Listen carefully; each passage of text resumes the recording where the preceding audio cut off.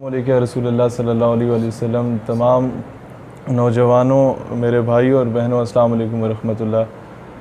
جو پیغام ہم لے کے تمام کالجز اور یونیورسٹیز میں چلے تھے کہ مغرب جو آپ کو تقسیم کر رہا ہے، جو آپ کو ڈیوائیڈ اینڈ رول کی پالیسی پر آپ لوگوں کو شکست دینے کی کوشش کر رہا ہے، تو اس کا وہ 1 پوائنٹ ایجنڈا ہے، وہ فاقہ کش کے موت سے ڈرتا نہیں ذرا، روح محمد اس کے بدن سے نکال دو.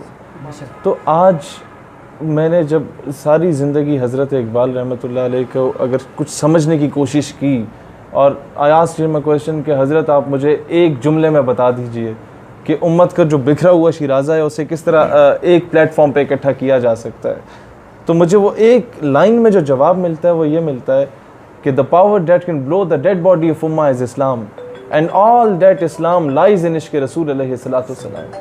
کہ وہ قوت جو مسلمانوں کے مردہ ضمیر کو جھنجھوڑ کے زندہ کر سکتی ہے، اس قوت کا نام اسلام ہے، اور سارے کا سارا اسلام اگر کچھ ہے تو فقط عشق رسول علیہ السلام ہے. ہم سے ابھی آپ بہتر جانتے ہیں کہ ہمارے پاس تمام پولیٹیکل اور ریلیجیس آرگنائزیشنز کی جو یوتھ ونگز ہیں ان کی لیڈرشپ کا الائنس ہے.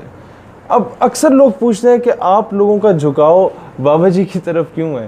میں تو ان کی موجودگی میں بھی یہی جواب دوں گا کہ اگر کل بلاول ناموس رسالت کے لیے آ جائے تو ہم اس کے ساتھ ہو جائیں. کیوں نہیں آتے؟ آپ ذاتی مفادات کے لیے نکل سکتے ہیں تو حضور کی عزت و ناموس کے لیے نہیں نکل سکتے.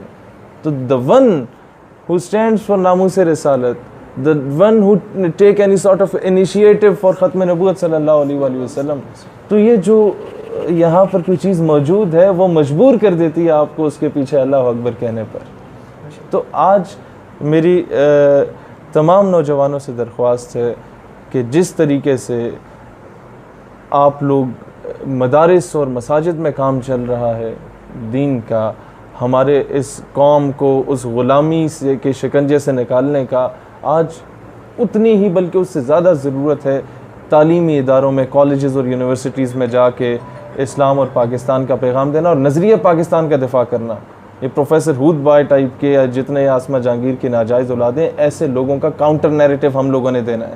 اور اسی وجہ سے ہم یہاں ان سے دعا لینے آئے ہیں کہ جو کام آپ کر رہے ہیں اللہ تعالیٰ وہ جرت، ہمت، استقامت ہم لوگوں کو بھی عطا کرے کہ 150 پونے 200 دن جیل میں رہنے کے بعد بھی وہی تر و تازہ چہرہ، وہی جذبہ، وہی حوصلہ بلند، اللہ تعالیٰ ہمیں بھی ایسا ثابت قدمی عطا کرے کہ اس حالت میں بھی اگر انہیں یہ کہیں کہ یہ معذور ہیں تو معذور یہ نہیں، ہماری سوچ معذور ہوگی. اللہ تعالیٰ نے ان سے جو کام لیا ہے کہ ایک بہت سمپل سی بات ہے کہ آپ ان کے حق پہ ہونا یا حق پہ نہ ہونے کو اگر آپ دیکھیں ایک جملے میں ڈیفائن کرنا چاہوں تو وہ یہ ہوگا کہ جب یہ گرفتار ہوئے تو گریٹ ولڈرز نے جشن منایا تھا اور کہا تھا کہ I would like to appreciate the government of Pakistan, کہ میں انہیں شاباشی دینا چاہتا ہوں کہ آپ نے ایسے شخص کو گرفتار کیا. اس بندے نے جشن منایا جو کہ گستاخانہ خاکے ہالینڈ میں شائع کر رہا تھا. اور آج جب یہ رہا ہوتے ہیں تو اسی کے پسینے چھوٹ رہے ہوتے ہیں. رہا تو یہ پاکستان میں ہو رہے ہیں، پسینے لوگوں کے کہاں کہاں چھوٹ رہے ہیں. تو ہم ہر اس شخص کے دست و بازو بنیں گے جو قادیانیت کے خلاف اور ختم نبوت صلی اللہ علیہ وسلم کے حق میں کھڑے ہوں گے. اور مجھے تو فخر ہے کہ ہم ایک ہی قوم، خطے، قبیلے، ایک ہی علاقے سے تعلق رکھتے ہیں. اور بابا جی سے بھی کہیں گے کہ آپ ہمارے لیے دعا کریں. اور کوئی نوجوانوں کو حضرت اقبال کی روشنی میں کوئی ایک شعر کی روشنی میں اگر کہنا چاہیں تو آپ.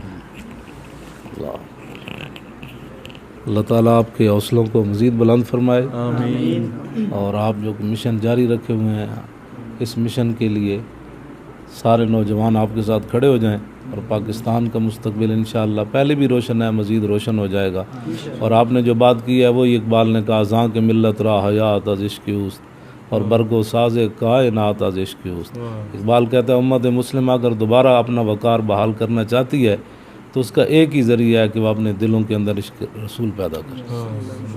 ہاں جی، بس یہی پیغام ہے اقبال کا. اور اقبال کے شاہین، جو اقبال شاہین تلاش کرتا وہ آپ نوجوان ہی ہیں.